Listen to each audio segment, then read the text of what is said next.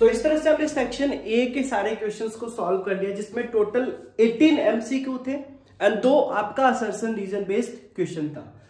अब section B की तरफ बढ़ते हैं। सेक्शन बी में हमें टोटल 5 शॉर्ट्स क्वेश्चंस होते हैं, है ना। हर एक आपका कितना 2 मार्क्स का होता है, राइट। तो इस सेक्शन से आपको 5 क्वेश्चंस करने हैं और हर एक क्वेश्चन आपका 2 मार्क्स का होगा, ठीक है। इस सेक्शन की बात करें तो पहला question that is question number 21 हमें दिया हुआ है कि if cot inverse 3x + 5 is greater than π/4 then find the range of the value of x। मतलब ये अगर इनइक्वालिटी होल्ड कर रहा है तो x के किस वैल्यू के लिए इनइक्वालिटी होल्ड करेगा, राइट। सो हमारे पास बेसिकली इनइक्वालिटी क्या दिया हुआ, एक बार अगर लिख लें तो cot inverse 3x + 5 is greater than π/4, है ना, इज ग्रेटर देन π/4। अब अगर आप ध्यान करो cot इनवर्स x का ग्राफ अगर ध्यान में हो आपको, तो cot इनवर्स x का ग्राफ बेसिकली कैसा होता है, अगर हमने इस वाले को x एक्सिस लिया है और ये आपका x डैश y डैश, ठीक है।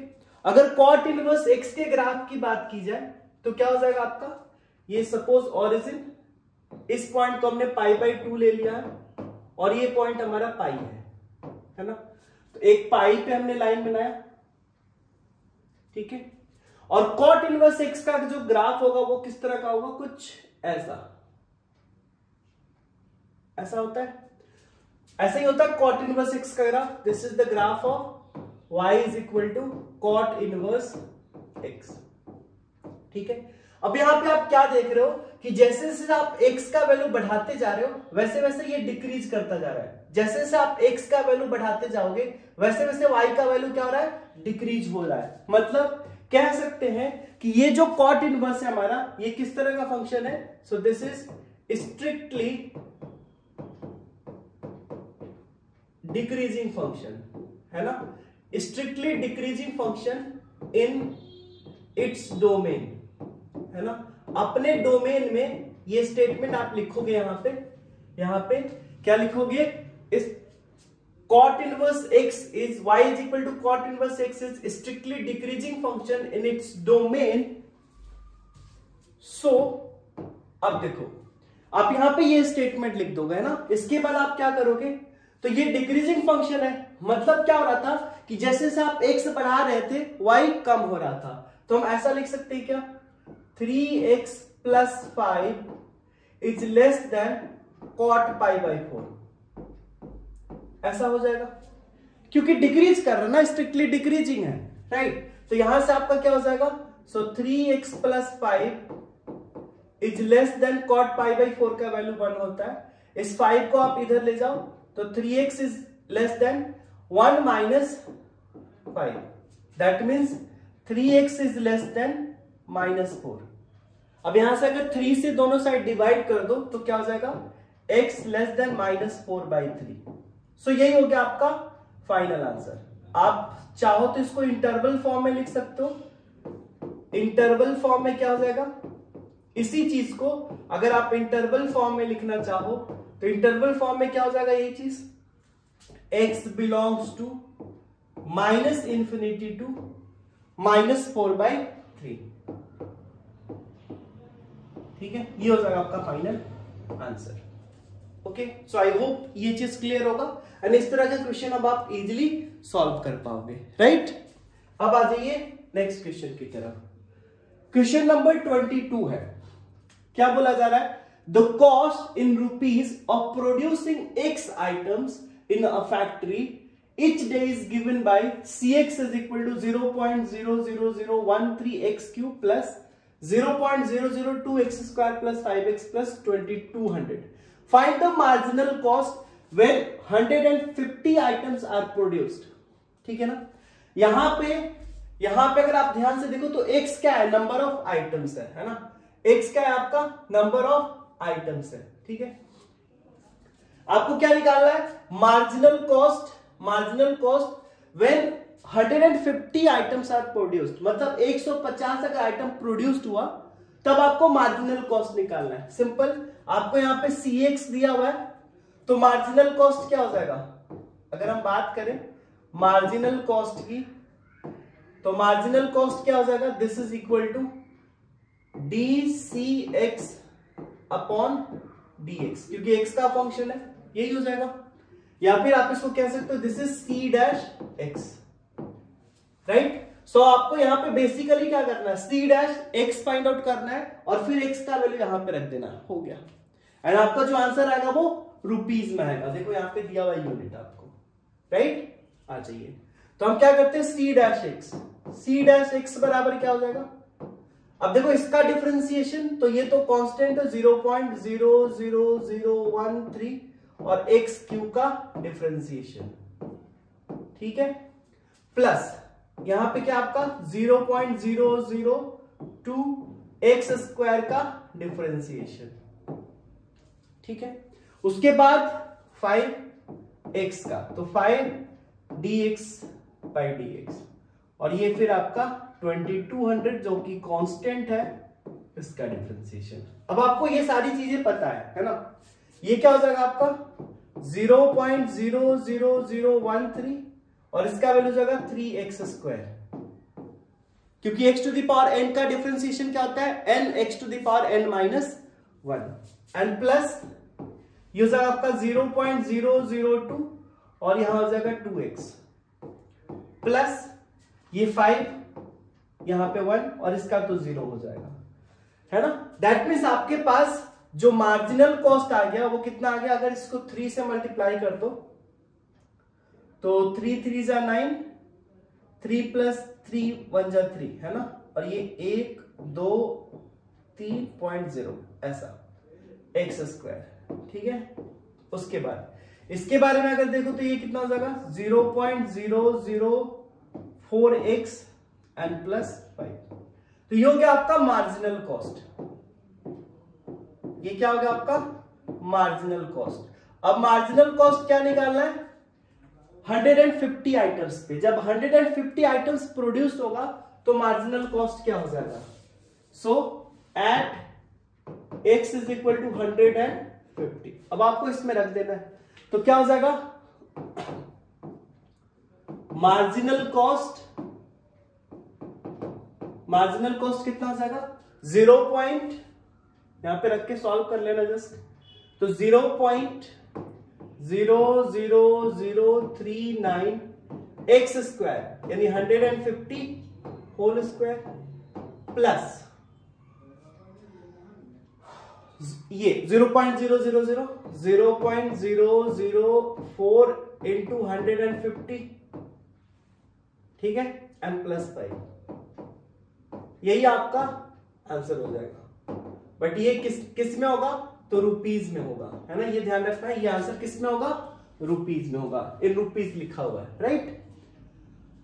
हाँ, 150 का स्क्वायर आप कर लो, 15 का स्क्वायर आपको पता है कितना 225, मतलब ये कितना हो जाएगा, अगर फर्दर कैलकुलेशन करना चाहो तो ये 0.00039 इंटू ये हो जाएगा 22500 एंड प्लस 15 4 जा 60, है ना, 15 4 जा 60, मतलब आप कह सकते हो ये कितना हो जाएगा, अगर इसको मल्टीप्लाई करते हो तो 1 0 से तो ये हो जाएगा 0.04 इंटू 15, मल्टीप्लाई करोगे तो 0.6 हो जाएगा, है ना, ये 0.6 हो जाएगा एंड प्लस 5। अब इसको आप कर लो मल्टीप्लाई, अगेन 2 0 यहां से इधर कर लो, उसके बाद 225 से मल्टीप्लाई करके अप्रोक्स आपका वैल्यू आ जाएगा यहां से, ठीक है, समझ में आ गया। तो ऐसे फाइंड आउट करेंगे मार्जिनल कॉस्ट, है ना, कोई दिक्कत नहीं, समझ में आ गया, कोई दिक्कत नहीं ना, ओके। अब बताइए नेक्स्ट क्वेश्चन की तरफ। ओके, सो नेक्स्ट क्वेश्चन है हमारे पास, find the derivative of tan inverse x with respect to log x। एक तो हमें ये दिया हुआ, इसके और में ये दिया हुआ है, तो हम दोनों को सॉल्व करेंगे, है ना।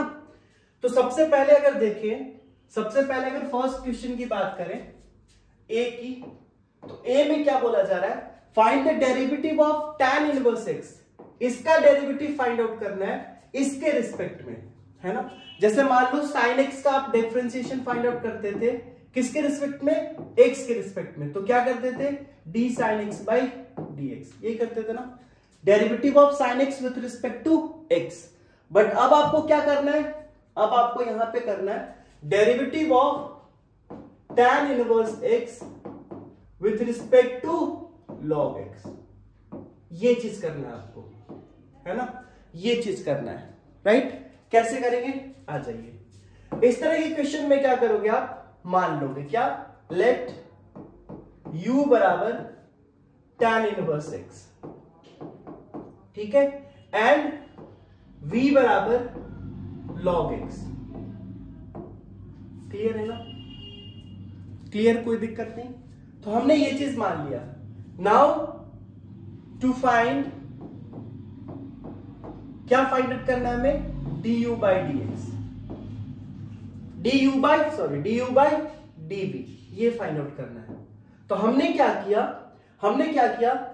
u बराबर दिया हुआ है हियर, क्या किया हमने, du by dx find out कर लिया, है ना, du by dx। Basically du by dv को क्या लिख सकते हो, ऐसा लिख सकते हो क्या, du by dx divided by dv by dx। ये चीज कर सकते हैं हम, बिल्कुल ऐसा कर सकते हैं ना, है ना। ओके, अब du बाई dx हमें फाइंड आउट करना है ना। तो du बाई dx क्या हो जाएगा, आपको दिया हुआ tan inverse x, that means derivative of tan inverse x with respect to x। और tan इनवर्स x का डिफरेंशिएशन आपको पता है क्या होता है, this is equal to 1/1 plus x square. Clear है, तो ये तो हमारे पास आ चुका है। अब जो नेक्स्ट हमें फाइंड आउट करना है, that will be dv by dx and dv by dx। तो dv बाई dx मतलब d log x with respect to x। log x का डिफरेंशिएशन आपको पता है क्या होता है, 1/x। अब देखो यहां पे आपको सारी चीजें पता है, सारी चीजें यहां पे पता है, तो आपको क्या करना है, निकालना है du by dv is equal to, क्या हो जाएगा, du बाई dx आपने फाइंड आउट किया है 1/1 plus x square and divided by, ये चीज आपने फाइंड आउट किया log x का 1/x। So this is equal to क्या हो जाएगा, x/1 प्लस एक्स स्क्वायर, है ना। So final differentiation of derivative of this with respect to log x is x/1 plus x square, right. समझ में आ गया, तो ये हो गया इसका फाइनल आंसर। क्लियर है, आई होप ये समझ में आ गया, इसमें कोई डाउट नहीं होगा। ओके, अच्छा, इसमें ही एक और क्वेश्चन था ना, हाँ इसमें भी एक और क्वेश्चन था। सो ये मेरे ख्याल से क्लियर, इसमें कोई डाउट नहीं है आपको, है ना। अब जरा इसका बी पार्ट सॉल्व कर लेते हैं, है ना, इसका बी पार्ट सॉल्व कर लेते हैं। तो इसका बी पार्ट क्या है आपका, differentiate the following function with respect to x. अब आपको इसका डिफरेंशिएशन फाइंड आउट करना है एक्स के रिस्पेक्ट में। क्लियर है, ओके, सो आ जाइए। अब हम इसको मान लेते हैं y, है ना, y बराबर cos x whole raise to the power x, है ना। हमें इसका डिफरेंशिएशन फाइंड आउट करना है, ठीक है। तो कैसे करेंगे, तो सबसे पहले कभी भी आपको एक्सपोनेंशियल फंक्शन देखे, है ना, fx to the power gx, right, इस तरह का फंक्शन देखे, तो सबसे पहला काम क्या करो आप, log ले लो दोनों साइड, है ना। तो हमने क्या किया, टेकिंग log बोथ साइड, है ना, हमने दोनों साइड log ले लिया। Obviously with base e, natural log लेते हैं, ठीक है। तो क्या हो जाएगा यहां पे, log y बराबर log cos x whole raise to the power x, ठीक है। अब ये तो आपका log y रह जाएगा, है ना, और इसको बाय प्रॉपर्टी आप क्या लिख सकते हो, x log cos x। कौन सा प्रॉपर्टी हमने यूज किया, तो हमने यूज किया log a to the power m बराबर m log a, ये वाली प्रॉपर्टी हमने यहां पे यूज की, ठीक है ना। अब क्या करेंगे, differentiating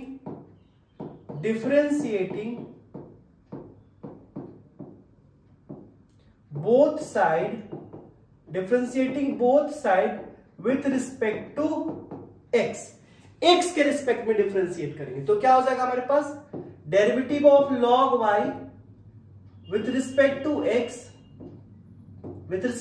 x is equal to derivative of x log cos x with respect to x। इसको हमने साथ में ऐसे रख लिया, कोई दिक्कत नहीं।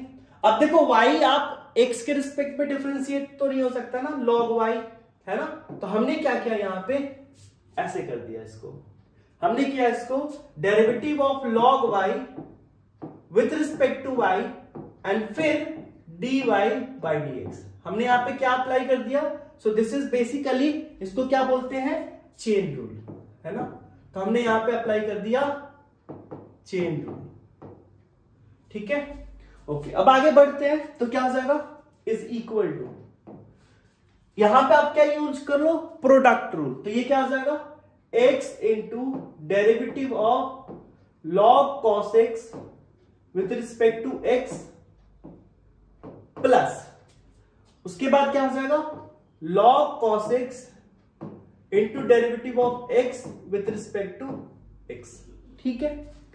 अच्छा, अब यहां पे देखो आप, ये log y का डिफरेंशिएशन ये तो पता है क्या हो जाएगा, दिस इज 1/y और ये हो जाएगा आपका dy by dx, मतलब यहां से dy by dx आपको दिख रहा है, ठीक है।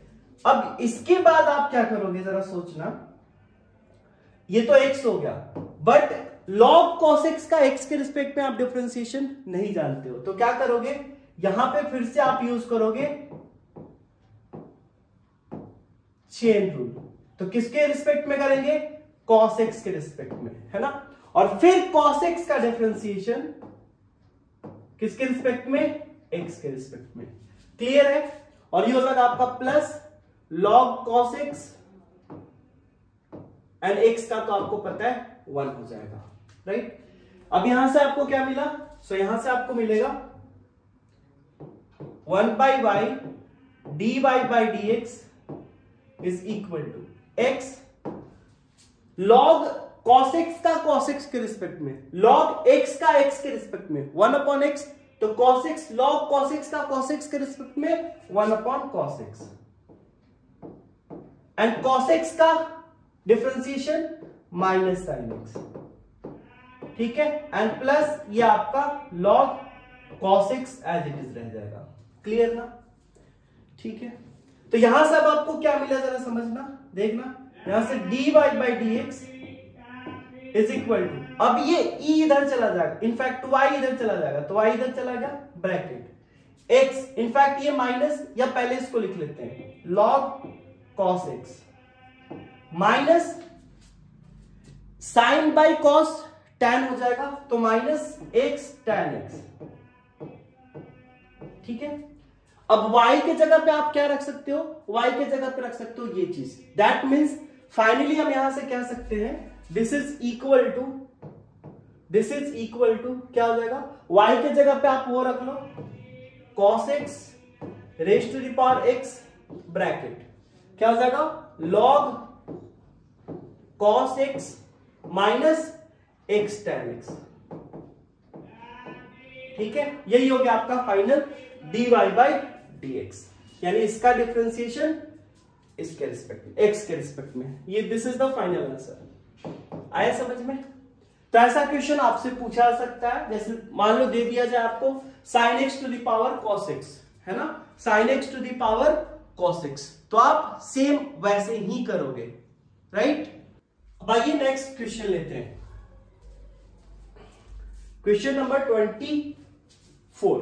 24 का A एंड 24 का B, इसमें भी दो क्वेश्चन है, दोनों क्वेश्चन को करेंगे, ठीक है। सो हमारे पास दिया हुआ है, अगर A की बात करें 24 का A, if vector A equal to 2i cap plus 2j cap plus 3k cap and vector B is equal to I cap minus I cap plus 2j cap plus k cap and vector C is equal to 3i cap plus j cap are such that B plus lambda C is perpendicular to A, है ना। क्या बोला जा रहा है कि B plus lambda C जो है इसके परपेंडिकुलर है, मतलब यहां पे की कंसेप्ट क्या होने वाला है, जब दो वेक्टर परपेंडिकुलर होते हैं तो उनका डॉट प्रोडक्ट 0 होता है। मतलब अगर ये दोनों वेक्टर b प्लस लैम्डा सी और ये दोनों आपस में परपेंडिकुलर है तो दिस डॉट दिस क्या हो जाएगा, 0 हो जाएगा। बस यही तो आपको करना है इसमें, है ना। कैसे करेंगे, तो सबसे पहले आप ये फाइंड आउट करोगे। पहले तो आप लिख दोगे given a equal to this, b equal to this, c equal to this. Now क्या करोगे, अब फाइंड आउट करोगे आप b plus lambda c. b plus lambda c क्या मिलेगा, तो आपको वेक्टर b दिया हुआ है minus i plus 2j and plus k cap, ठीक है, plus lambda and vector c आपको क्या दिया हुआ देख लो 3i plus j cap, 3i cap plus j cap, ठीक है। अगर इसको आप सिंप्लीफाई कर लो तो आपको क्या मिलेगा, दिस इज इक्वल टू, अब देखो 3 लैम्डा माइनस 1 i कैप, ठीक है, और j वाले में क्या हो जाएगा लैम्डा प्लस 2, है ना, lambda plus 2 j cap and k cap तो आपका एज इट इज रह जाएगा। ये आ गया आपका ये चीज, ठीक है। अब आप क्या फाइंड आउट करोगे, आपको वेक्टर a दिया हुआ है ना, as b plus lambda c is perpendicular to vector a। So क्या लिखोगे आप, b plus lambda c vector dot vector a will be 0, है ना, ये होगा, ठीक है। तो इसके बाद आप क्या करोगे, तो इसके बाद हो जाएगा अब आप क्या करो, यहां से सॉल्व करो जरा। तो ये कितना आ गया आपके पास, b प्लस लैम्डा सी ये है ना, तो क्या हो जाएगा 3 lambda minus 1 I cap plus lambda plus 2 J cap and plus के कैप। इसका किसके साथ डॉट, a के साथ, a आपको उधर दिया हुआ है 2 आई कैप प्लस 2 जे कैप प्लस 3 के कैप, और इसका डॉट प्रोडक्ट क्या हो जाएगा 0 हो जाएगा, है ना। अगर इसका डॉट प्रोडक्ट 0 तो कैसे निकालते हैं डॉट प्रोडक्ट, तो सारे कोफिशिएंट्स को कॉरस्पॉन्डिंग कोफिशिएंट को मल्टीप्लाई कर देते हैं, that is 3 lambda 1 minus this, यानी 2 into 3 lambda minus 1 plus 2 into lambda plus 2 and plus 3 into 1 that is 3 equal to 0। यही हो जाएगा, इसका i का कोफिशिएंट, इसका i का कोफिशिएंट मल्टीप्लाई किए, इसका j का, इसका j का, इसका k का, इसका k का, और 0 विथ प्रॉपर साइन, है ना, ठीक है। यहां से आपको क्या मिलेगा जरा देखिए, यहां से होगा 6 lambda minus 2 plus 2 lambda plus 4 plus 3 equal to 0, सही है। 6 लैम्डा प्लस 2 लैम्डा कितना हो जाएगा 8 लैम्डा, और इसको अगर देखें तो 4 plus 3 7, 7 minus 2 is 5 plus 5 equal to 0, मतलब यहां से लैम्डा बराबर कितना आ गया -5/8। सो this is the value of lambda, यही फाइंड आउट करना था, है ना। लैम्डा का वैल्यू क्या हो गया -5/8। तो ये था आपका 24th नंबर क्वेश्चन, क्लियर है। अब जरा 25th नंबर 24 का बी देखे, और का पार्ट, आपको तो क्यों एक करना है, बट यस मैं आपको दोनों बताता हूं। अगर ये क्वेश्चन आपका, तो इसको कैसे सॉल्व करेंगे देखिए जरा। तो ये क्वेश्चन दिया हुआ आपको 24th का बी, जो कि और में ऑब्वियसली दिस इज इन और, है ना, ठीक है। कैसे सॉल्व करेंगे जरा देखिए, दिया हुआ है a person standing at origin, मतलब एक पर्सन है जो ओरिजिन पे स्टैंड है, ऑब्वियसली यहाँ पे 3D की बात हो रही है, तो यहाँ पे स्टैंड कर रहा है। Suppose this is x, this is y and this is z, आप किसी को x y z मान सकते हो, राइट, ठीक है। तो क्या बोला जा रहा है, a person standing at origin O, तो यहां पे एक पर्सन खड़ा है, ठीक है, is watching an aeroplane which is at coordinate point 4,0,3, मतलब कहीं पे एक है सपोज करो दिस इज 4,0,3, ठीक है। At the same time he saw a bird at coordinate 0,0,1, 0,0,1, तो ऑब्वियसली ये जेड एक्सिस पे होगा, है ना, ये जेड एक्सिस पे होगा। तो बेटर है ना हम ऐसा कर लेते हैं, ऐसा कर लेते हैं, इधर ले लेते x, इधर y और इधर z ले लेते हैं, कोई दिक्कत नहीं, है ना। अब आपको क्या बोला जा रहा है, एक पर्सन है जो कि ओरिजिन पे खड़ा है, ठीक है, इज वॉचिंग, यहां पे पर्सन खड़ा है, ठीक है, okay, is watching an aeroplane which is eight the coordinate point 4,0,3, तो ये यहां पे मान लेते हैं 4,0,3 पे है वो पॉइंट ए पे, ठीक है। एट ऑब्वियसली ये कहां पे होगा 4,0,3, ठीक है। उसके बाद बोला जा रहा है at the same time he saw a bird at the coordinate point B 0,0,1, तो यहां पे कहीं होगा बी 0,0,1। अच्छा ये वाला देखो यहाँ पे एक्स जेड है, वाई नहीं है, मतलब ये एक्स जेड प्लेन में है, एक्स जेड प्लेन में है ये, है ना, वाई 0 है, तो ऑब्वियसली वाई 0 किस में होगा, एक्स जेड प्लेन पे, ठीक है। अच्छा find the angle between B A, find the angle which B A makes with coordinate with the x y and z axis, ठीक है। तो आपको ये सारी चीजें दी हुई है, बेसिकली ये दिया हुआ आपको, ये दिया हुआ है ना। अगर ध्यान से देखो तो आपको दिया हुआ ओ ए, है ना, पोजीशन वेक्टर ओ ए, यहां पे ओ ए क्या दिया हुआ आपको, सो ओ ए दिया हुआ है 4i कैप, जे तो आपका 0 है प्लस 3k कैप, ठीक है। एंड ओ बी कितना दिया हुआ है, ओ बी दिया हुआ है आपको k कैप, ठीक है।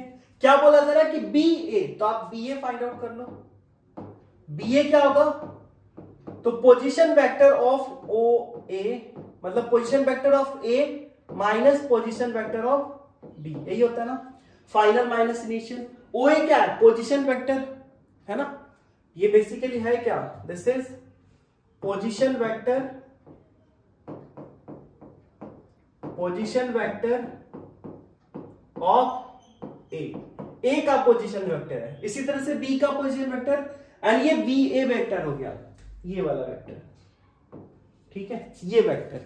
ये वेक्टर आपका एक्स एक्सिस से कितना एंगल बना रहा है, वाई एक्सिस से कितना बना रहा है, जेड से कितना बना रहा है, मतलब आपको क्या फाइंड आउट करना है, डायरेक्शन कोसाइन, अगर याद हो तो पहले तो ये फाइंड आउट कर लो। सो दिस इज ओ ए आपको दिया हुआ है 4i cap plus 3k cap, है ना, माइनस k कैप, तो ये कितना हो जाएगा 4i cap and plus 2k cap, right. That means हमारे पास बी ए आ गया,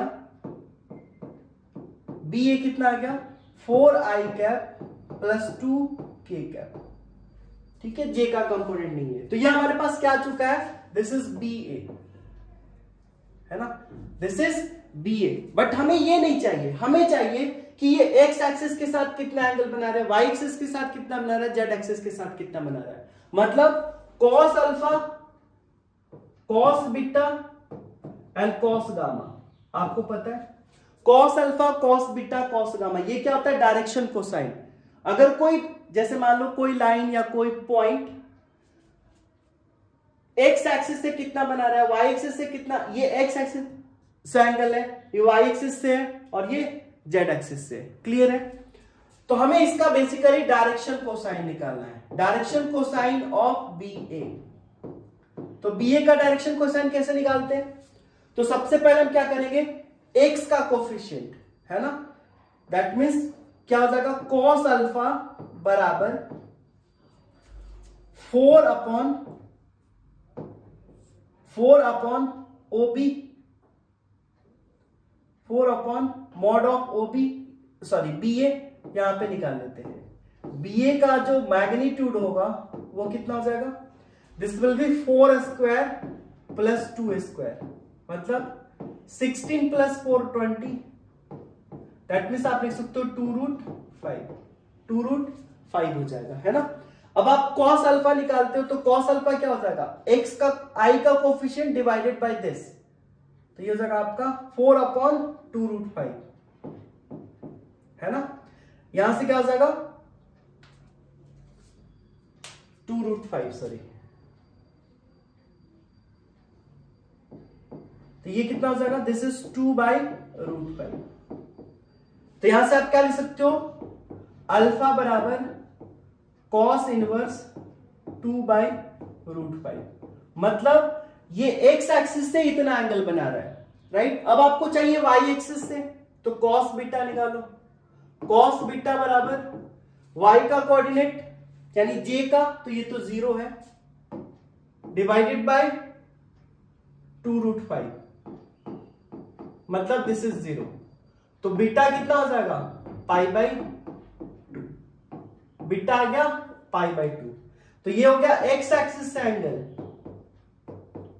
है ना, और ये वाई एक्सिस से, और आपको क्या फाइंड आउट करना है, जेड एक्सिस से। तो जेड एक्सिस के साथ, जेड एक्सिस के लिए क्या करोगे, cos gamma, cos gamma is equal to k का कोफिशिएंट 2/2√5, ये कट जाएगा, दैट मीन्स 1/5, तो यहां से गामा बराबर क्या हो जाएगा, कॉस इनवर्स 1/5 हो गया।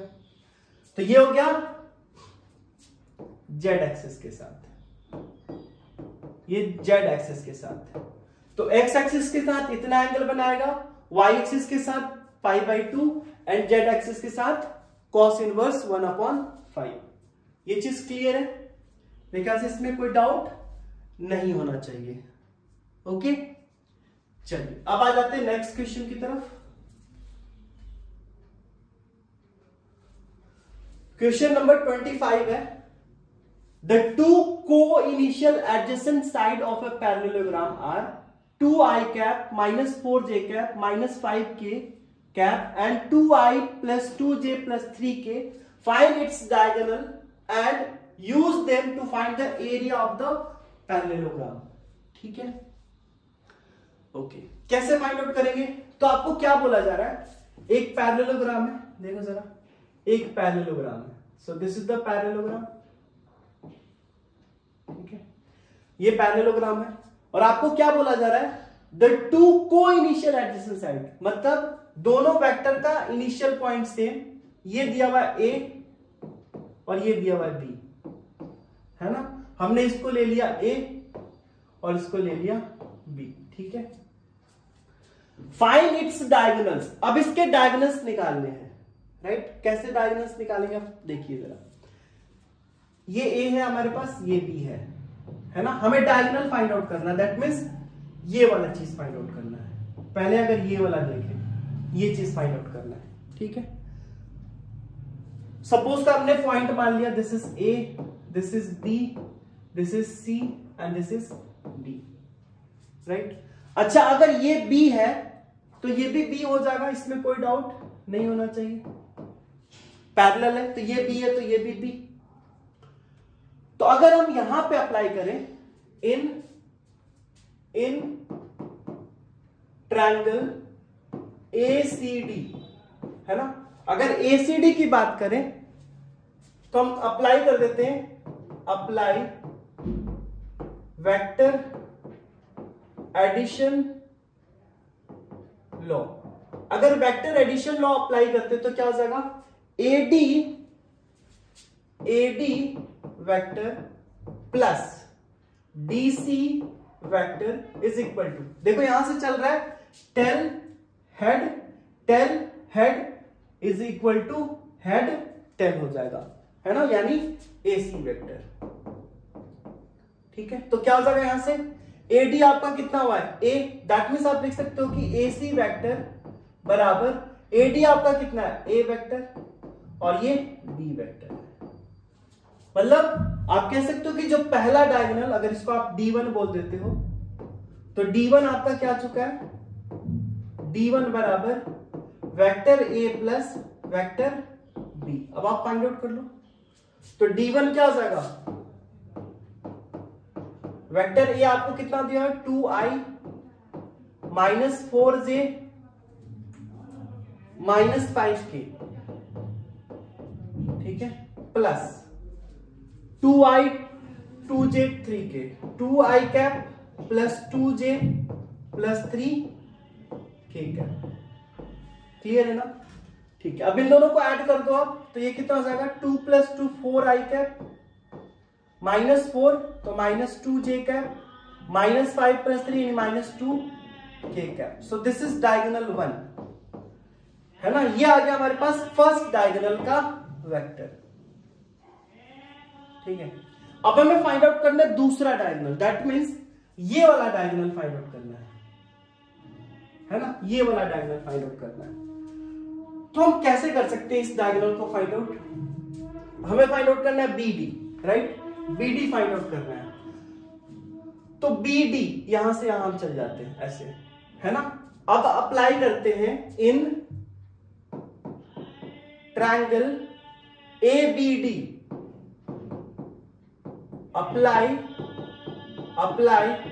वेक्टर एडिशन लॉ, है ना? अगर ये अप्लाई करते तो क्या हो जाएगा, AB वेक्टर AB प्लस देखो टेल हेड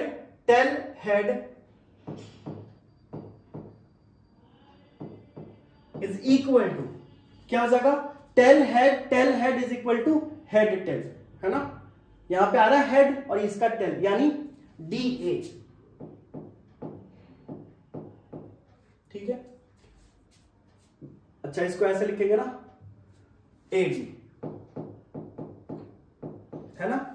ठीक है, अब आपको क्या निकालना है BD, है ना? राइट, सो यहां से BD बराबर क्या हो जाएगा, BD बराबर हो जाएगा AD vector minus AB vector, ठीक है? AD vector minus AB vector. अब यहां से AD फाइंड आउट कर सकते हो क्या आप, what will be BD, so BD आपका D2 मान लेते हो इसको अगर, तो D2 वेक्टर क्या हो जाएगा, AD आपका क्या है, सो AD is vector A minus AB क्या है आपका, वेक्टर B है, तो A माइनस B, है ना? A माइनस B, तो क्या हो जाएगा, A वेक्टर आपको दिया हुआ है ना 2i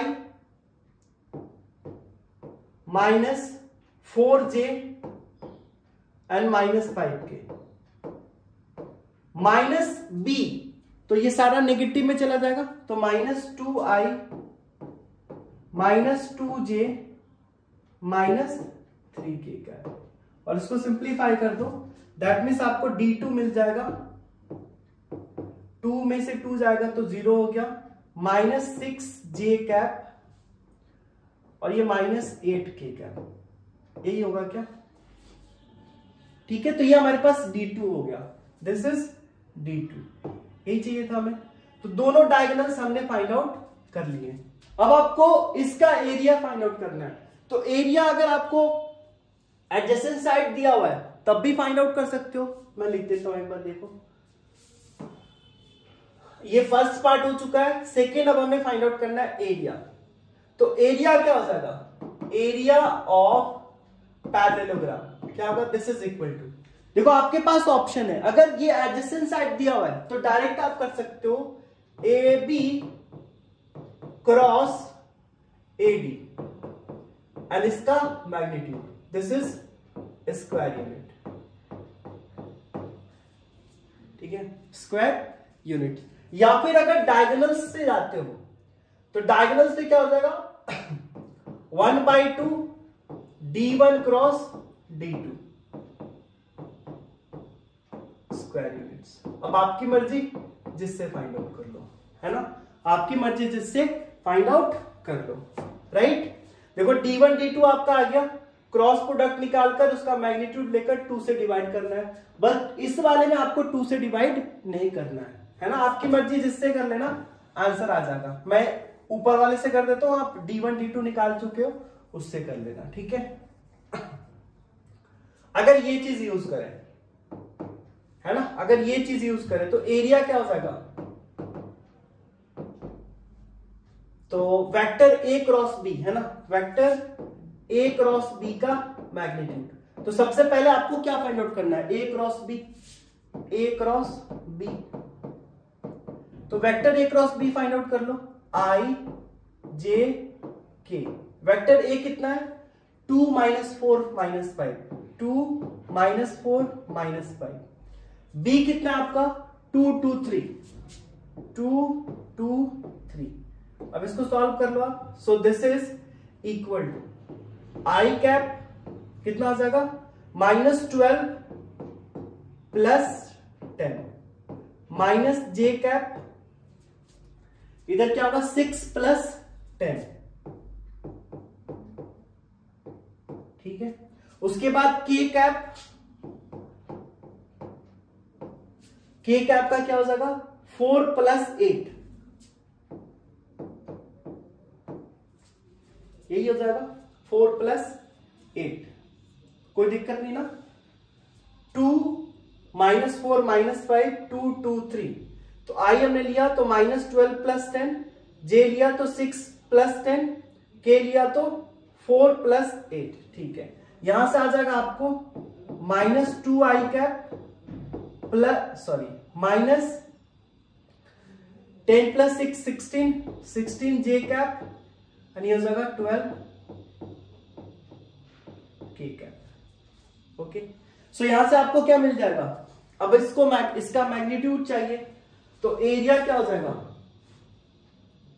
area is equal to इसका magnitude, that means magnitude of A cross B. तो इसका मैग्नीट्यूड आप निकाल दो डायरेक्ट, -2i कैप -16 जे कैप +12 के कैप। तो इसका मैग्नीट्यूड क्या हो जाएगा, 2 का स्क्वायर 4, 16 का स्क्वायर 256 एंड 12 का स्क्वायर 144, इसका square root, and this is square units. अब ये सॉल्व हो पाएगा क्या, अगर सबको ऐड करें तो 256 + 4 260, 260 + 144, ये 4 हो जाएगा, 0 हो जाएगा, 4 हो जाएगा, 404, एंड 404 को 4 × 101 लिख सकते हैं, मतलब ये हो जाएगा 2√101 स्क्वायर यूनिट्स। ये हो जाएगा इसका फाइनल एरिया। आप चाहो तो इस फॉर्मूला से भी कर सकते हो, तो ये फॉर्मूला आप ध्यान रखना, इस पे बेस्ड क्वेश्चन जरूर पूछा जाता है आपसे, ठीक है। और डायगोनल का ध्यान रखना, अगर दो को टर्मिनल साइड दिया हुआ है, एडजेसेंट साइड दिया हुआ है, दोनों एक ही जगह से अगर को इनिशियल्स है तो एक डायगोनल हो जाता है क्या, this will B a + b, and दूसरा क्या जाता है a - b। ये चीज आपको है ना जो याद रखनी है बेसिकली, ठीक है। ओके, अब आ जाइए नेक्स्ट क्वेश्चन की तरफ बढ़ते हैं। ओके, अब हमारे पास आ गया यहां पे सेक्शन सी, राइट। हमने अभी तक सेक्शन बी सॉल्व किया है ना, हर एक क्वेश्चन में ऑलमोस्ट और था, तो ऑलमोस्ट हमने 10 क्वेश्चन सॉल्व कर लिया। अब सेक्शन सी की बात करें तो सेक्शन सी में आपको 6 शॉर्ट आंसर क्वेश्चंस होंगे। इसको आप, ये हर एक आपका 3 मार्क्स का था। पहला जो एमसीक्यू 1 मार्क्स का था, उसके बाद जो आगे बढ़े तो वो कितने मार्क्स का था, 2 मार्क्स का, वेरी शॉर्ट। और ये आपका क्या है, शॉर्ट है, वेरी शॉर्ट 2 मार्क्स का, and short is of 3 marks, ठीक है। ओके, अब आ जाइए इस क्वेश्चन को समझते हैं। क्वेश्चन नंबर 26 क्या बोला जा रहा, a kite is flying at a height of 3 metre and 5 metre of string is out, ठीक है। मतलब एक काइट जो है, आपका 3 मीटर हाइट पे उड़ रहा है, मतलब यहां पे कहीं पतंग होगा तो ये 3 मीटर का दिया हुआ है ना, आपका काइट यहां पे है, ओके, यहां पे काइट है, मैं बना देता हूं, ठीक है। ये काइट है आपका, यहां पे उड़ रहा है, ठीक है। क्या बोला जा रहा है, अ kite is flying at a height of, कभी भी हाइट एंड डिस्टेंस का क्वेश्चन हो ना तो ये जरूर बनाना, इसी का मार्क्स होता है बहुत, है ना, और क्वेश्चन भी इजी हो जाएगा। अ kite is flying eight height of 3 meters and 5 meter of string is out. Obviously string होगा तो ये होगा, है ना, ये बोला जा रहा है कि 5 meter छोड़ दिया गया है ना। चलो अब इसको मिला लेना है आपको। ऑब्वियसली ये हमारा परपेंडिकुलर होगा, ठीक है। तो क्या बोला जा रहा है फिर से एक बार, a kite is flying at a height of 3 meters and 5 meter string is out, 5 meter string निकला हुआ है। If the kite is moving away horizontally at the rate of 200 centimeter per second, मतलब जो काइट है ना आपका horizontally move कर रहा है, हॉरिजॉन्टली मूव करने का मतलब इधर की तरफ, और ये स्पीड कितना है आपका 200 centimeter per second, ठीक है। Find the rate at which the string is being released. अब आपको बताना है कि ये किस रेट से स्ट्रिंग रिलीज किया जा रहा है, मतलब ये स्पीड निकालना है आपको, ये किस स्पीड से आपका स्ट्रिंग रिलीज हो रहा है, राइट ना, ठीक है। अब देखो आपको इसका निकालना है, इसका स्पीड निकालना। अगर हम इसको x मान ले और इसको y मान ले, ठीक है। अब ये हाइट जो है ना फिक्स्ड है, इसी हाइट पे मूव कर रहा है, दिस इज फिक्स्ड, ये समझना है आपको, ये क्या है आपका फिक्स्ड है, राइट। अगर आप ध्यान से देखो यहां पे, अब ये आपका हॉरिजॉन्टल x दिया हुआ है, अगर इसका मार्किंग कर ले लाइक दिस इज, अगर ये A B and C, right, A B and C, ये मान लो थीटा एंगल है। ये बेसिकली आपका एप्लीकेशन ऑफ डेरिवेटिव पे बेस्ड क्वेश्चन है, हाइट एंड डिस्टेंस का नहीं है ना, एप्लीकेशन ऑफ डेरिवेटिव पे है। क्या करेंगे, तो आपको दिया हुआ है ये हॉरिजॉन्टल मूव कर रहा है, हॉरिजॉन्टल मतलब ये AC इधर की तरफ जा रहा है, तो आपको क्या दिया हुआ है dx/dt दिया हुआ है। dx/dt कितना दिया हुआ है 200 सेंटीमीटर, हाँ सेंटीमीटर पर सेकेंड। इस स्पीड से आपका मूव कर रहा है हॉरिजॉन्टली उधर की तरफ। अब आपको क्या फाइंड आउट करना है, ये dy/dt इज इक्वल टू क्या होगा, ठीक है। आ जाइए, अगर आप इसमें पाइथागोरस थ्योरम लगाते हो, अप्लाई पाइथागोरस थ्योरम, आप पहले तो ये सब लिखोगे, let kite is at B, BC is 3 meter, let AC is equal to x and AB is equal to y, ठीक है। आप लिख दोगे सारा, ये AB is string, AC is equal to x, AB is equal to y हमने मान लिया, BC is equal to fix, आपको 3 मीटर दिया हुआ है ना। Apply Pythagoras theorem,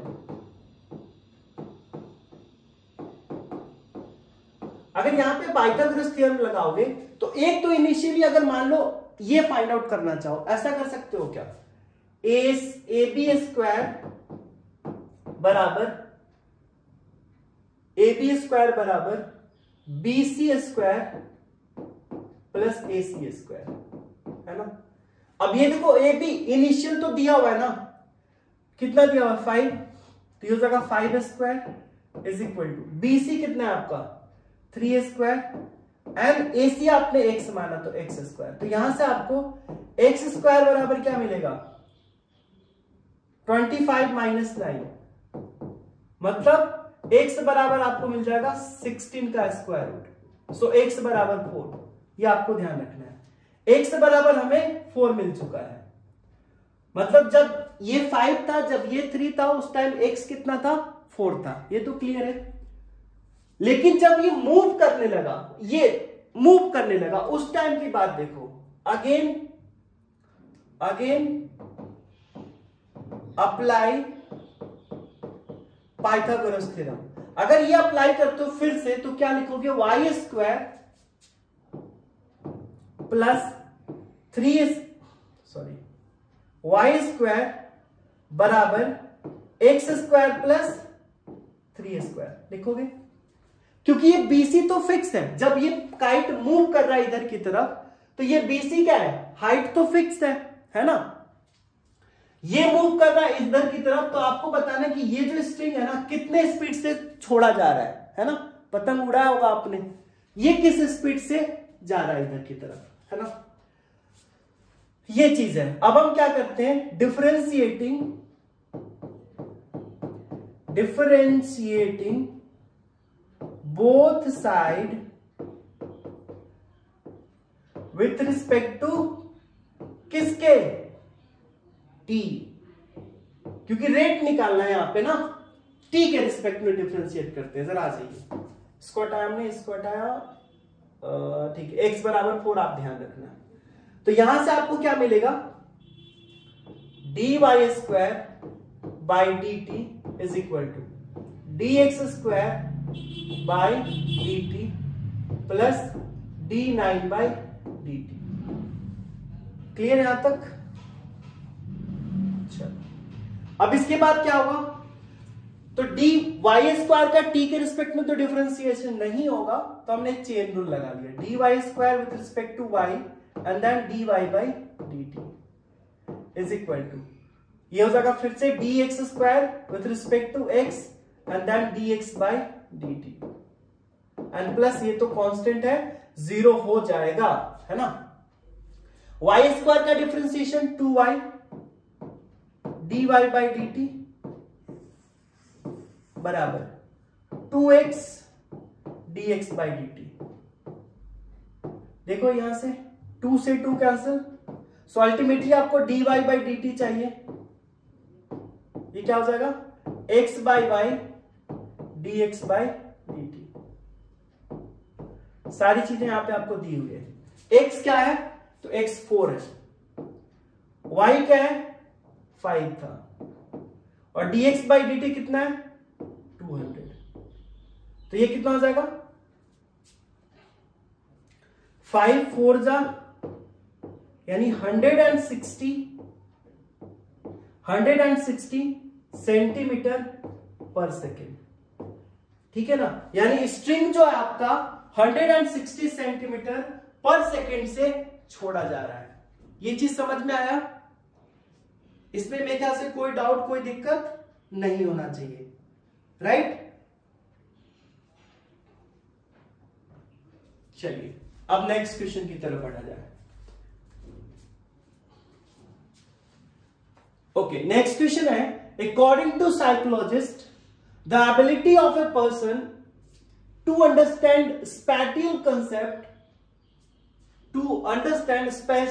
concept is given by a is equal to 1/3 root t, where t is the age in years, t belongs to close interval 5 to 18.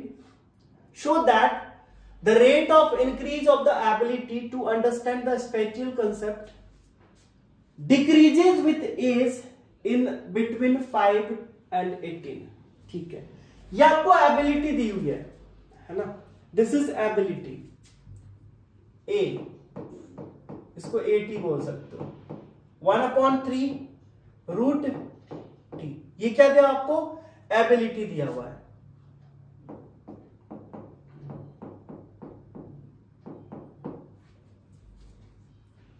According to a psychologist, the ability of a person to understand a spatial concept is given by this, ठीक है, where t is in years. Show that rate of increase in ability. Rate of increase, पहले तो ये देख लो, पहले तो आप क्या फाइंड आउट करोगे, रेट ऑफ एबिलिटी। सबसे पहले आपको क्या फाइंड आउट करना है, रेट ऑफ एबिलिटी। जब rate of ability find out कर लोगे, उसके बाद ये इंक्रीज डिक्रीज, मतलब पहले तो आप इसका डेरिवेटिव फाइंड आउट करोगे तो आपको रेट ऑफ एबिलिटी मिल जाएगा, ठीक है ना। रेट ऑफ एबिलिटी है, मतलब अगर आप इसको ऐसे देख लो तो रेट ऑफ एबिलिटी क्या हो जाएगा, D by D T of AT, है ना, ये मिल गया। अब क्या बोला जा रहा है, show that the rate of increase in ability. अब इस रेट ऑफ, जो ये आपका है ना रेट ऑफ एबिलिटी, ये इंक्रीज कब करेगा? Show that rate of increase of ability to understand the special concept decreases with age in 5 and 18। मतलब अब इसका आपको देखना है कि ये कब इंक्रीज डिक्रीज कर रहा है, तो इसका एक बार फिर से डेरिवेटिव फाइंड आउट करना होगा। पहले तो आप ये फाइंड आउट कर लो, रेट ऑफ एबिलिटी क्या हो जाएगा? RT बराबर D by D T of, ये कितना है 1/3, और t को लिख सकते, रूट टी को t टू द पावर 1/2 लिख सकते हैं ना। तो ये हो जाएगा 1/3 बाहर, derivative of t to the power 1/2 with respect to t क्या हो जाएगा? 1/3, एंड इसका डिफरेंशिएशन क्या हो जाएगा? 1/2 t टू द पावर 1/2 -1, यानी लिख सकते हैं -1/2। That means 1/6 t to the power -1/2। Clear है? This is RT। अब इसके इंक्रीज डिक्रीज के बारे में सोचना है ना। तो अब हम करेंगे रेट ऑफ एबिलिटी, है ना, रेट ऑफ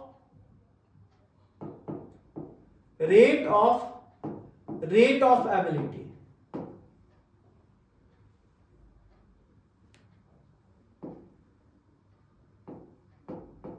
ठीक है, इसकी एबिलिटी मतलब अब हम क्या फाइंड आउट करेंगे? इसका derivative, that is R dash T. So R dash T क्या हो जाएगा? d by D T of 1/6 t to the power -1/2। Right, इसका मतलब अब क्या हो जाएगा? ये 1/6 चला गया बाहर, derivative of t to the power -1/2 with respect to t, and this will be 1/6 into -1/2 t to the power -1/2 -1 होगा। दैट मीन्स ये आ गया -1/12 t to the power -3/2, यही होगा। यानी इसको ऐसा भी लिख सकते हो, this is equal to -1/12 t to the power 3/2। Right, इसका मतलब R डैश टी क्या आ गया? -1/12, और t टू द पावर 3/2 को लिख सकते हो t रूट टी। ये आ गया क्या? This is R dash T, है ना। ये क्या आ गया आपका? R dash T. पहले आपने RT निकाला, उसका एबिलिटी का रेट, है ना। अब आपसे क्या पूछा जा रहा है? Show that the rate of increase of ability. अब आप ध्यान से देखना जरा, ये चीज समझ में आ गया आपको?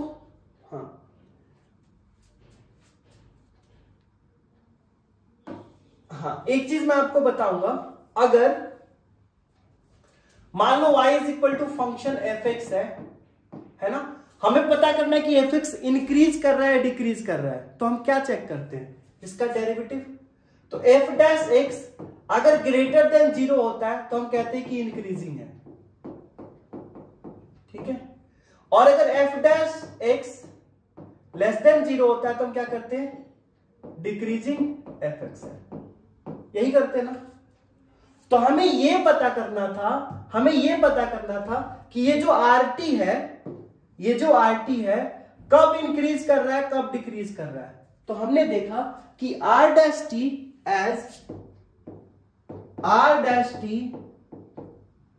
Less than 0 for t belongs to, क्योंकि इसी के बीच ही डिफाइंड है, t नेगेटिव हो नहीं सकता है ना, 5 to 18, क्योंकि 5 to 18 के बीच क्या हो रहा है आपका? ये पॉजिटिव होगा, तो ये क्वांटिटी पॉजिटिव इंटू नेगेटिव, मतलब R डैश आपका क्या आ गया? Less than 0 for t। जब डिफरेंशिएशन लेस देन आ जाता है तो क्या होता है? डिक्रीज होता है। दैट इज, यहां पे क्या कह सकते हो कि rate rate of ability will decrease as age will increase, या फिर क्या हो रहा है, ये हो रहा है ना, show that the rate of increase of the ability to understand spatial concept decreases, तो डिक्रीज हो रहा है ना, क्योंकि ये लेस देन आ गया, ये लेस देन आ जाता है तो हम कहते हैं कि डिक्रीज होता है, तो हम क्या कहेंगे एज दिस सो क्या हो जाएगा, rate of increase of ability decreases with age in between 5 and 18, proved हो गया। बस यहां पे क्या यूज हुआ आपका, ये कंसेप्ट यूज हुआ। This is the key concept for this question, clear है, राइट? चलिए अब जरा नेक्स्ट क्वेश्चन की तरफ आते हैं।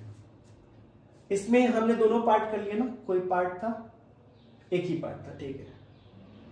अब आ जाइए इस पे, ये क्वेश्चन बोला जा रहा है an ant is moving along the vector L1 I cap minus 2j plus 3k cap. Few sugar crystals are kept along a vector L2 is equal to 3I minus 2j plus k, which is inclined at an angle theta with the vector L1. Then find angle theta. Also find the scalar projection of L on L2. ठीक है, इसमें दो question है basically, तो सबसे पहले इसको देखते हैं, ठीक है, इसको अभी बाद में देख लेंगे। अच्छा, an ant is moving along a vector L1, ठीक है। few sugar crystal मतलब एक चींटी है जो इस वेक्टर के अलॉन्ग मूव कर रही है ना, दिस इज वेक्टर L1, ठीक है, दिस इज L1 वेक्टर। बोला जा रहा है few sugar crystals are kept along a vector L2 which is inclined at angle theta, मतलब इससे इंक्लाइन करता हुआ एक और वेक्टर है L2 और इस पे कुछ सुगर क्रिस्टल रखा हुआ है, मतलब कुछ इधर सुगर है इसी लाइन पे, है ना, these are some sugar crystals, चीनी के दाने रखे हुए, ठीक है।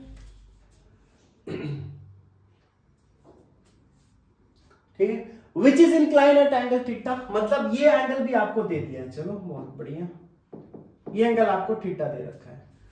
Then find the angle theta, चलो एंगल थीटा निकालना, ये तो सिंपल सा क्वेश्चन है, L1 दिया हुआ है, थीटा आपको निकालना है, तो आपको पता है cos थीटा बराबर, cos थीटा बराबर क्या होता है, L1 dot L2 divided by L1 का मैग्नीट्यूड L2 का मैग्नीट्यूड, यही होगा, यही होगा ना। अब L1 डॉट L2 आप निकाल दो, L1 डॉट L2 निकाल दो, कितना हो जाएगा, so this will be cos theta equal to L1 आपका कितना है, I minus 2j plus 3k dot 3 minus 2k 3i minus 2j and plus k cap divided by इन दोनों का magnitude, that means i minus 2j plus 3k का magnitude into क्या हो जाएगा, 3i cap minus 2j cap plus k cap का magnitude. Solve कर दो, आंसर मिल जाएगा। तो क्या हो जाएगा, डॉट प्रोडक्ट, यहां से देखें तो 3 into 3 into 1 3 minus 2 plus 4 and 3 into this, so 3 divided by, ये होगा ना डॉट प्रोडक्ट, जरा देख लो एक बार, 1 इंटू 3 2 2 4 3 प्लस 4 प्लस 3, ठीक है। अब इसका मैग्नीट्यूड क्या हो जाएगा, इसका मैग्नीट्यूड हो जाएगा square root of 1 square 1 minus 2 का स्क्वायर 4 3 का स्क्वायर 9, और अगर इसका स्क्वायर मैग्नीट्यूड निकालें तो 3 square 9 minus 2 square 4 and plus 1। Magnitude में तो कोई दिक्कत नहीं ना, इसका कोफिशिएंट स्क्वायर प्लस इसका कोफिशिएंट स्क्वायर प्लस इसका कोफिशिएंट स्क्वायर, है ना, एंड उसका square root. So this is now equal to कितना हो जाएगा 10 अपॉन ये कितना हुआ 14 रूट 14 एंड ये रूट 14। बहुत बढ़िया। दैट मीन्स 10 अपॉन 14, ये तो क्लियर है ना, कितना आ जाएगा 10 अपॉन 14 विच इज 5 अपॉन 7। मतलब थीटा कितना हो गया, थीटा इज cos इनवर्स 5/7। ये हो गया एक आंसर। ये फर्स्ट पार्ट हो गया। उसके बाद ये भी बोला जा रहा है also find the scalar projection of L1 on L2। हमें पता है ना प्रोजेक्शन ऑफ, याद रखना ये projection of A along B या फिर A on B, कुछ भी लिखा जा सकता है। Projection of A along B या projection of A on B is equal to दोनों का डॉट प्रोडक्ट डिवाइडेड बाय जिसके अलॉन्ग लिया जा रहा है उसका मैग्नीट्यूड। ठीक है, या फिर ऐसे समझो कि हाँ जिसका आप प्रोजेक्शन ले रहे हो उसका इनटू जिसके अलॉन्ग ले रहे हो उसका यूनिट वेक्टर। तो होता है ना B upon B dash, B का मैग्नीट्यूड क्या हो जाएगा यूनिट वेक्टर अलॉन्ग B। तो आप जैसे मर्जी वैसे याद रख सकते हो। तो नेक्स्ट पार्ट अगर देखोगे एंड बेसिकली ये क्या आएगा आपका स्केलर प्रोजेक्शन, क्योंकि डॉट प्रोडक्ट आपका स्केलर क्वांटिटी और ये आपका मैग्नीट्यूड है, राइट ना, इसीलिए इसको स्केलर प्रोजेक्शन भी बोला जाता है। तो कंफ्यूज नहीं होना है, राइट। सो आप लिख लो फिर scalar projection of L1 on L2 क्या हो जाएगा, this is L1 dot L2 divided by L2 का मैग्नीट्यूड। अभी आपने फाइंड आउट किया था L1 dot L2, I think 10 आया था ना, 10 अपॉन इसका मैग्नीट्यूड रूट 14, यही हो जाएगा आंसर। ठीक है, आप चाहो तो इसको रेशनलाइज करके लिख सकते हो, लाइक 10 रूट 14 डिवाइडेड बाय 14, तो हो जाएगा 5/7 रूट 14, है ना। रूट 14 से मल्टीप्लाई डिवाइड किया इसमें, तो ये 14 हो जाएगा 14, 2 5 से 10, 2 7 से 5/7 रूट 14। तो ये भी आंसर है वो। आई थिंक ये ज्यादा स्टैंडर्ड आंसर होता है, क्योंकि जो इरेशनल टर्म्स होते हैं उसको हम लोग डिनोमिनेटर में नहीं रखते हैं। समझ में आ गया ये क्वेश्चन, ठीक है। चलिए अब आ जाते हैं नेक्स्ट क्वेश्चन की तरफ।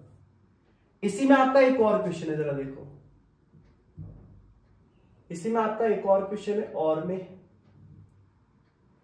है ना। क्या क्वेश्चन बोला जा रहा है, find the vector and the Cartesian equation of the line passes through -1, 2, 7 and is perpendicular to line R is equal to this and this।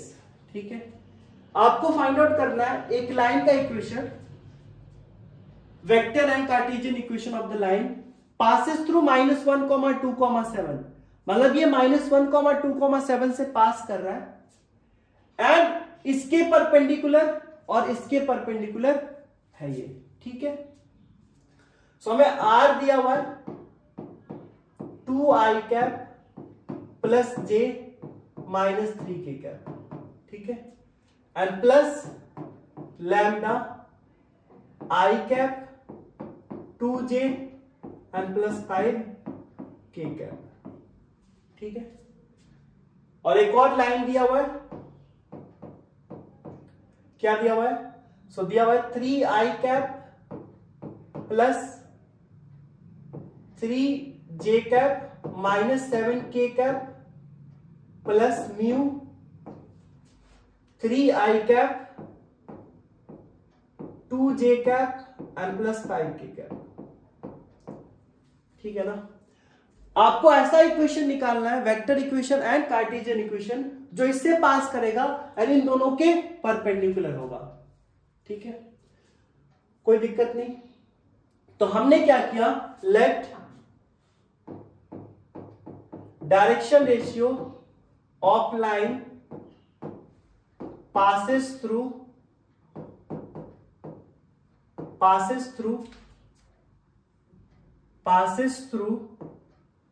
-1, 2, 7 are A, B, C। आप कुछ भी मान सकते हो, L, M, N भी मान सकते हो। तो इक्वेशन ऑफ लाइन क्या हो जाएगा, इक्वेशन ऑफ लाइन क्या हो जाएगा जरा बताइए। इक्वेशन ऑफ लाइन हो जाएगा x माइनस -1 यानी x + 1 by A equal to y - 2 by B equal to z - 7 by C। अब आपका काम होगा यहां पे क्या निकालना, A, B एंड C निकालना। और A, B एंड C निकालने के लिए आपको ये दे रखा है कंडीशन कि ये इसके भी परपेंडिकुलर है, ये इसके भी परपेंडिकुलर है। इससे पहले एक चीज मैं आपको बताना चाहूंगा, वो क्या कि अगर वेक्टर फॉर्म में दिया हुआ है तो कार्टेशियन फॉर्म में कैसे लिखोगे आप, है ना, ये जरूरी होता है, क्योंकि वो जान लोगे तो ये क्वेश्चन समझना और इजी हो जाएगा। डायरेक्ट भी मैं यूज कर सकता हूं, बट यस थोड़ा सा वेट कर लो। आप क्या करो, वेक्टर आर को क्या लिख सकते हो, एक्स आई कैप प्लस वाई जे कैप प्लस जेड के कैप, है ना, इक्वल टू। अब देखो यहां से आप क्या लिखोगे, 2 + लैम्डा आई कैप, 2 + लैम्डा आई कैप प्लस 1 + 2 लैम्डा जे कैप। ठीक है, एंड फिर -3 + 5 लैम्डा, -3 + 5 लैम्डा के कैप। ऐसा ही है क्या कुछ, जरा देख लो एक बार फिर से। हमने क्या किया, आई वाले को एक साथ, तो 2 + लैम्डा आई कैप, 1 + 2 लैम्डा जे कैप, -3 + 5 लैम्डा के कैप। अब दोनों साइड इक्वेट कर लो, है ना। दोनों साइड इक्वेट करोगे तो आपको क्या मिलेगा यहां पे, x बराबर 2 + लैम्डा एंड y बराबर 1 + 2 लैम्डा एंड z बराबर -3 + 5 लैम्डा। ठीक है, यहां से लैम्डा निकाल सकते हो क्या, lambda is equal to x - 2। यहां से लैम्डा क्या हो जाएगा, y - 1/2, और यहां से लैम्डा बराबर z + 3/5, z + 3/5। ठीक है ना, मतलब यहां से देखो ये लैम्डा लैम्डा लैम्डा तीनों बराबर है, तो आप क्या लिख सकते हो, x - 2 equal to y - 1/2 is equal to z + 3/5।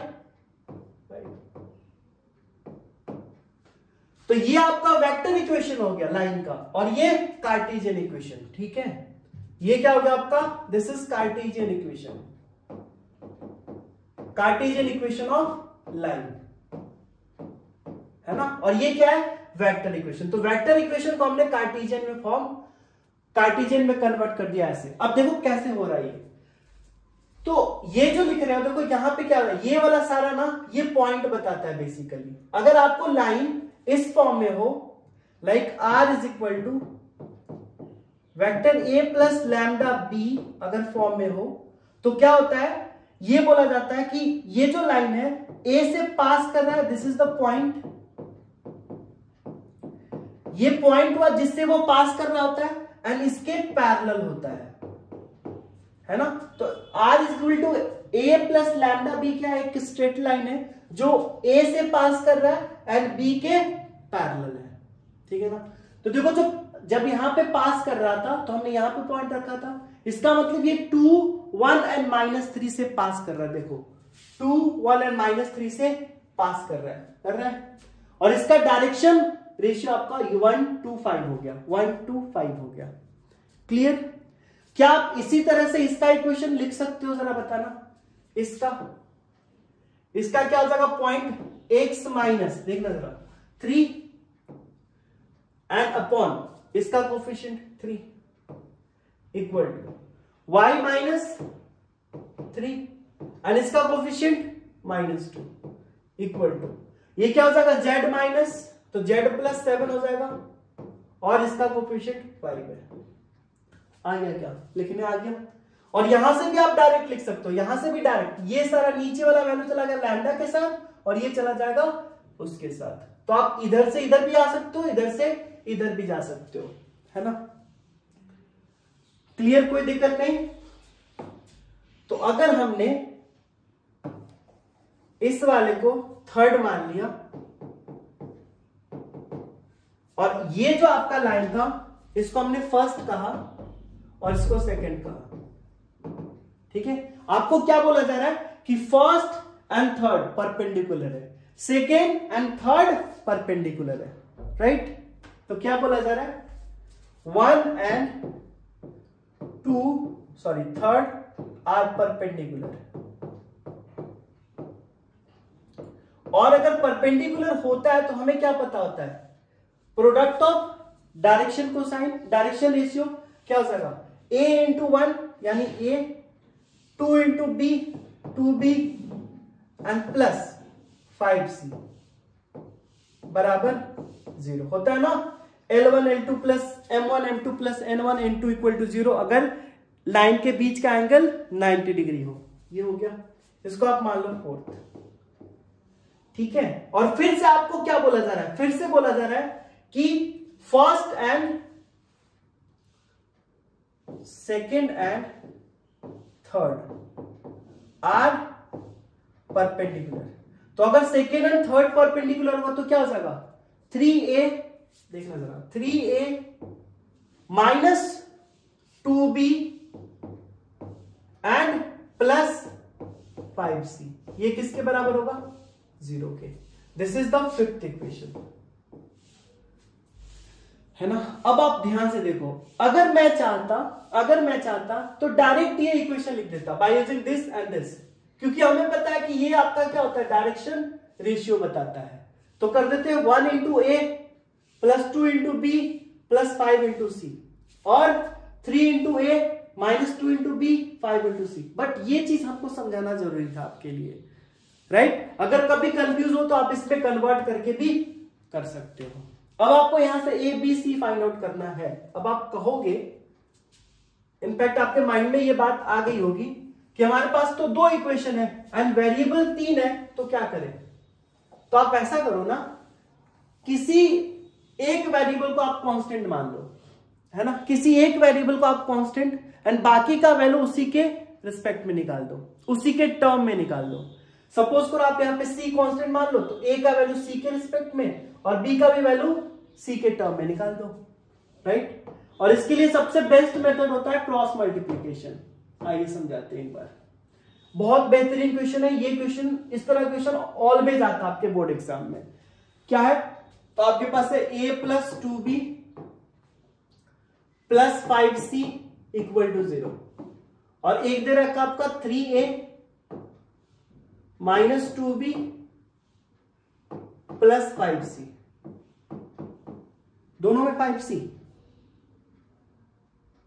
फिर तो और ये क्रॉस मल्टीप्लिकेशन करने की जरूरत ही नहीं है, डायरेक्ट सब्ट्रैक्ट कर दो, आपको आंसर मिल जाएगा। नहीं, ये तो और सिंपल हो गया, इन दोनों को ऐड कर दो। देखो जरा, क्रॉस मल्टीप्लिकेशन से बताता हूं अभी। अगर इन दोनों को आप ऐड कर दोगे तो क्या हो जाएगा? 4a प्लस 9c बराबर 0, यानी 4a बराबर क्या हो जाएगा? माइनस 9c, यानी a बराबर minus 9c by 4।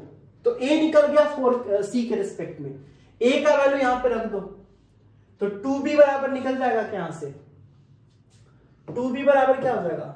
Minus 5c minus a, तो ये हो जाएगा प्लस 9c बाई 4। यहां से सॉल्व करते हो तो 5 4 जा 20 में से 9 जाएगा तो minus 11, so minus 11c by 4, मतलब b बराबर आपका हो गया माइनस 11c बाई 8। तो b भी आ गया, a भी आ गया, ठीक है? अगर कहीं पे कैलकुलेशन गलत ना हो तो। अब क्रॉस मल्टीप्लिकेशन एक बार सीख लेते हैं, फिर मैच कर लेंगे, नहीं तो फिर हो सकता है कहीं गलत होगा कुछ, ठीक है? चलिए क्रॉस मल्टीप्लीकेशन में क्या करते हैं, सबसे पहले आप a रखो, a डिवाइडेड बाय, अब इस वाले को क्लोज कर दो। अब आप देखो ये बन रहा है एक मैट्रिक्स था, इसको मल्टीप्लाई 2 5 10 माइनस, इसको मल्टीप्लाई 5 2 -10 लेकिन बीच में माइनस होता है तो माइनस माइनस प्लस 10 हो जाएगा। ठीक है, सही है ना। ये क्या होगा आपका इस तरीके से 5 2 10 10 + 10 20। ठीक है, इज इक्वल टू, अब बी वाले में माइनस लग जाता है।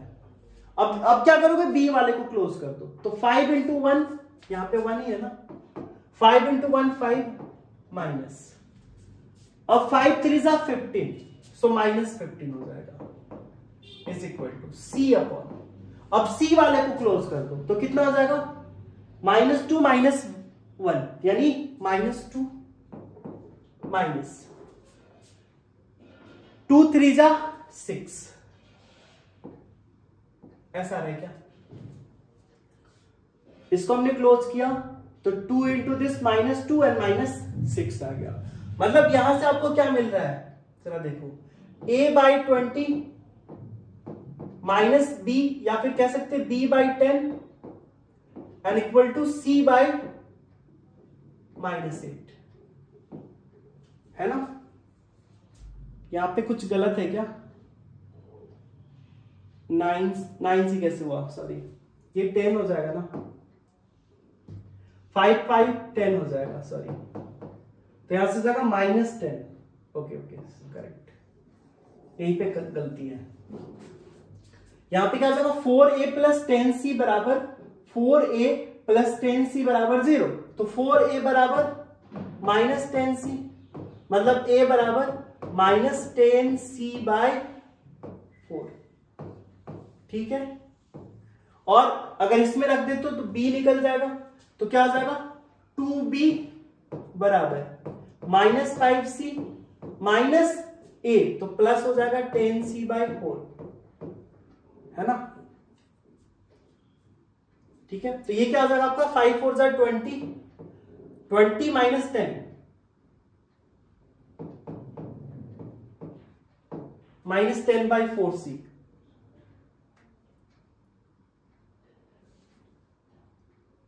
और ये आ जाएगा, ये इतना आ गया, तो b बराबर हो जाएगा -10/8c हो जाएगा। ठीक है, ये आ गया b का वैल्यू। क्या सेम आपका क्रॉस मल्टीप्लीकेशन से आ रहा है, इसमें तो चलो सिंपल था, आपने ये करके कर लिया है ना एलिमिनेशन से, बट ये बेस्ट मेथड है। देखो अब यहां से अगर आप इन दोनों को इक्वल करते हो, इन दोनों को इक्वल करते हो, तो यहां से a/20 is equal to c/8 आ जाएगा माइनस में, तो यहां से a बराबर क्या हो जाएगा, -20c/8, 4 से कट जाएगा इनफैक्ट, तो 4 5 यानी -5c/2 है ना, वो भी कटेगा, है ना।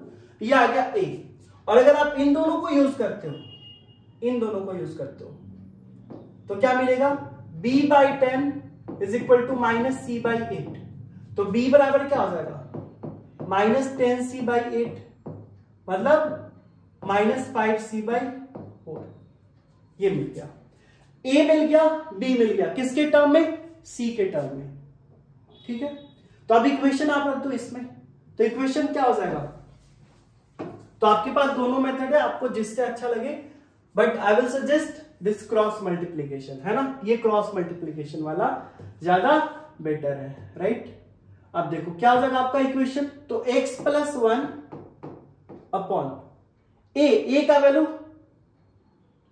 -5c/2 is equal to y -2,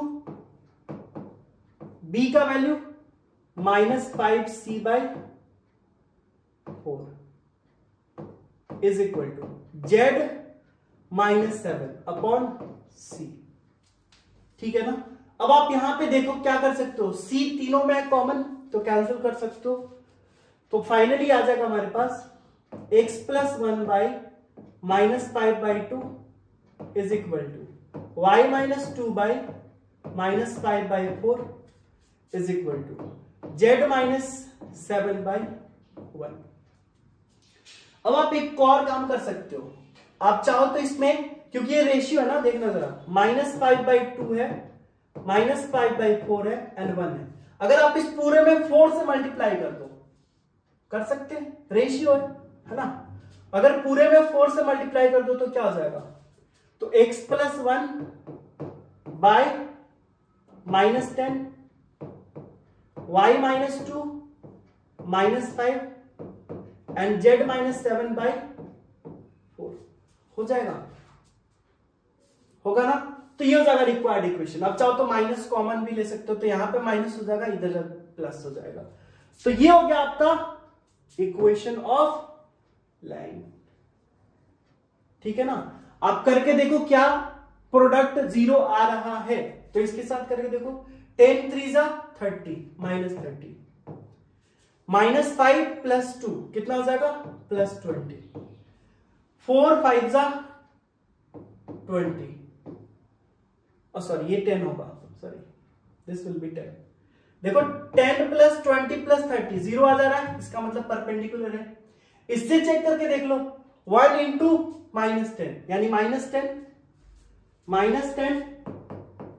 and 2 × -5 -10 and 5 × 4 आ रहा है 0, मतलब हमारा आंसर सही है। तो ये हो गया आपका कार्टेशियन इक्वेशन। अब क्या वेक्टर इक्वेशन लिख सकते हो, अभी हमने बताया आपको, वेक्टर इक्वेशन क्या हो जाएगा, तो इससे पास करेगा, यानी वेक्टर r बराबर क्या हो जाएगा, पास कर रहा है -1 -i + 2j + 7k, है ना, एंड प्लस, अब लैम्डा म्यू डेल्टा कुछ भी लिख लो, डेल्टा रख लो, और ये हो जाएगा आपका -10 i cap -5 j cap and +4 k cap. तो ये हो गया आपका वेक्टर इक्वेशन। तो ये वेक्टर और ये आपका हो गया कार्टेशियन फॉर्म। क्लियर है, क्या से ये समझ में आ गया होगा अच्छे से, इसमें कोई दिक्कत कोई डाउट आपको नहीं हो रहा होगा, राइट।